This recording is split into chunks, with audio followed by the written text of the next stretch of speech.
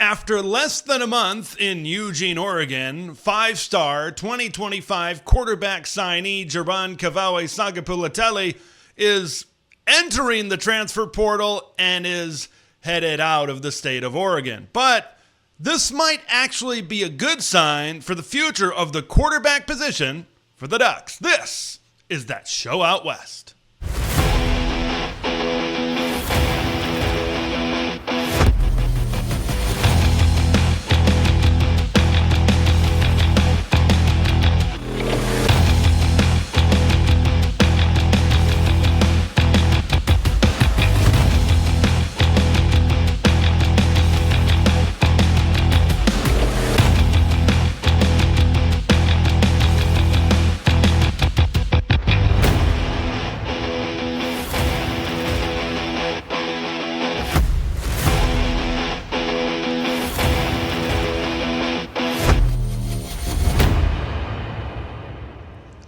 Welcome to That Show Out West for That Team Out West, an unbiased, neutral observer's view of Oregon Ducks football. I'm Ted LaRue. You might notice me from somewhere else.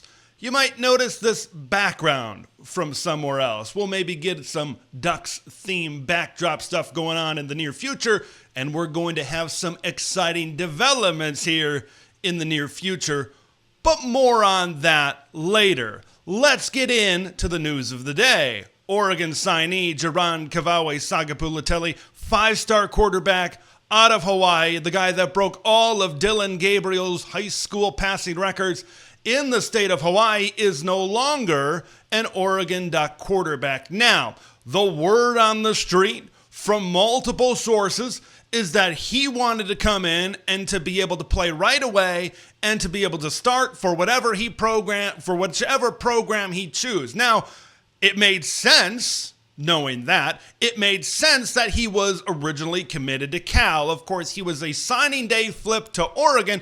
And now that we know that, maybe it doesn't make a whole lot of sense that Jaron flipped from Cal to Oregon on signing day, because the quarterback future really rests in the hands, the near quarterback future rests in the hands of Dante Moore right now. Now, here's why I want to get into look, it's never good when you lose a five-star. It has been a rough couple of days for Duck fans. Of course, losing the Rose Bowl, what happened? You look at a top 10 Illinois or a top 10 Oregon men's basketball team losing the way they did to Illinois, and then this news happens. It's been a rough start to 2025.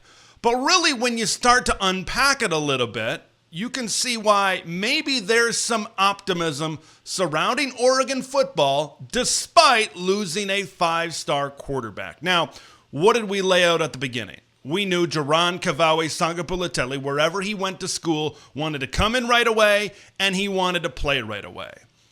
Okay, it's very obvious that he stepped on campus in these Rose Bowl practices, in the preparation, and he saw what guys like Tez Johnson was saying at the Rose Bowl media availability, where Tez is saying, yeah, Dante Moore, he can be a Heisman finalist next year. When he's in, he's playing like the ones are out there. There is no drop-off, and I'm sure Jaron was able to see the coach's confidence and everybody's confidence, the rest of the roster, in Dante Moore and what he can really bring to the table. He got one look at that and said, yeah, I'm not sure if I'm going to play here. I'm not sure if this is going to work out in 2025 for me, being able to get on the football field. And yeah, I mean, I'm sure you and I could have called that an absolute country mile away. But yet, here we are. So, to me, for a guy as competitive as Jaron, being able to look at Dante and what's going on for the future in Eugene, it kind of gives you a little bit of optimism that he's not staying around till spring ball.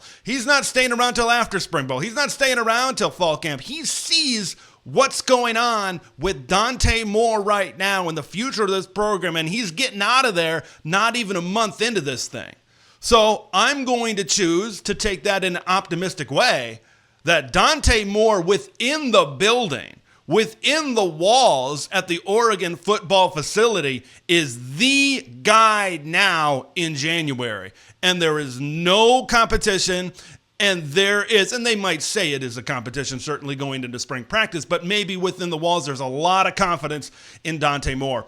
I think Dante Moore might have as high a ceiling at the quarterback position as any Oregon quarterback, maybe since, you could go back to Justin Herbert, of course, the Heisman Trophy winner, Marcus Mariota, and Eugene as well. This is Dante Moore's team for the next few seasons. Now, here's one other piece of optimism I certainly took out of this news with Jaron moving on. Of course, we all know in the class of 2025 for the Ducks, they took not one quarterback, they took two quarterbacks. The other one, Akili Smith Jr., of course, the Oregon legacy, the son of the great Akili Smith Sr., who had a fantastic career as a quarterback, one of the all-time great quarterbacks of the Oregon Ducks. He has been committed, this is Junior, Akili Smith Jr., has been committed since July of 2023. This is a guy that is committed to Oregon, and maybe this is now a situation where it's looking like, you're going to have Dante Moore as the face of this program, as the face of this offense, quarterback in this team for the next 2 years. Now it's maybe time for the coaches and Akili Smith Jr. to get together and say, beyond Dante Moore, we want you to stay in this program. We want you to develop within this program, because I think Akili Smith, if you kind of watch him on tape, you kind of look at what he is. He's a high 4-star prospect. I don't know if he's a guy that can start and play major college football right away. I think he's a guy that needs a little bit of development. But you can certainly, when you throw on his tape, you can certainly see the potential that Akili has at the quarterback position. But it's a time, I think, for the coaches and Akili to get together and say, we want to be able to develop you. We want you to be able to learn in this offense. We want you to be able to sit with Dante Moore and to be able to progress your talent. So in a couple of years, you're going to be able to be here, and you're going to be able to be the next quarterback. Look, I know this is college football. A lot of things change. It is a tough ask for a kid to sit and learn for 2 years, right, when you're this highly rated. But considering Akili's commitment, considering Akili's love for the Oregon Ducks, it might be something that might be able to happen between these two parties. And it's very difficult to ensure your quarterback future for 2 years in modern college football, more or less 3 years or 4 years down the road. So it's a relationship. It's something that Akili Smith Jr. has to want, and we'll see if that indeed what he does want going forward. But I think that this could be a positive for Akili to be able to develop and learn in this offense. So when he does start possibly down the road as a junior and maybe plays another year as a senior, he is fully developed at that time. You see quarterbacks get thrown into the fire. The guy that we're just talking about, Dante Moore, got thrown into the fire at UCLA. Sometimes it works. Sometimes it doesn't. You see someone like Dylan Raiola go into the fire right away, and he had a decent amount of success. But sometimes it's different for every kid. Sometimes it's maybe a little bit better for someone to sit and develop. I think that that could be the case for Akili Smith Jr. Oregon could ensure their quarterback future, and Akili could certainly be able to develop within this offense. And if you're a quarterback out there and you want to be able to develop, and you want to be able to be at a program with a lot of weapons and an offense that can put up some big-time numbers, Oregon is certainly that program. So I think those are two reasons why this might actually be a good sign. This might actually be a positive. There was no world that existed, regardless of how talented Jaron Keawe-Sagapolutele was, that he was going to come in here and compete and even potentially dethrone Dante Moore. I think all of this signals some positivity for the future of the quarterback position at the University of Oregon. Those are my thoughts. I want to hear your thoughts. Leave them in the comments below. I'm Ted LaBrue. This has been That Show Out West.